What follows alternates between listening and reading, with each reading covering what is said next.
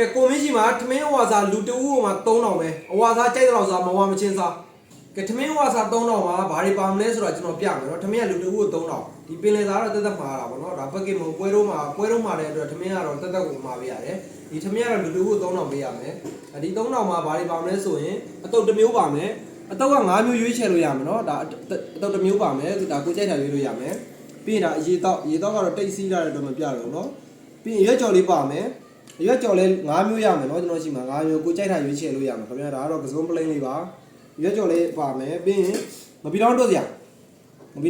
ပါမယ်နော်ငပီတောင်းတို့စရာဆိုအတူစရာဆိုဒါ၄-၅မျိုးထည့်ရတယ်ပေါ့နော်ဒီငပီတောင်းတို့စရာပြီးရင်ရွက်ကြော်ရေတော့ဒါအတုပ်တစ်မျိုးလေးပါအောင်ပဲဗျာဒါကတော့ထမင်းရကြတော့ဟိုဟာကြိုက်တော့စားနော်ဒါမဟုတ်ဆိုရင်တော့ဟိုတယ်ရောက်ထပ်ဖို့ပြီးတယ်ဒါတက်စီကားတွေပါညာပေးစရာမလိုဘူးဗျာနော်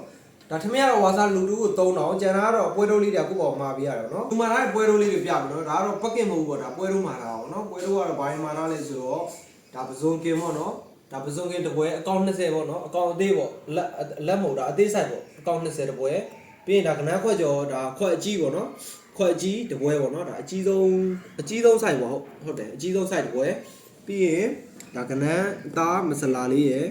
နောက်တစ်ခုကကျတော့ဒါဂုံးချစ်စက်ကလေးတစ်ပွဲရယ်ဒါလေးကတော့ဒီကောင်လေးကတော့နည်းနည်းရှားတယ်ပေါ့နော်ဒါကရင်ကြောက်ကြော်လေးပါဒီကရင်လေးကတော့နည်းနည်းရှားတယ်ပေါ့နော်ဒီကောင်လေးက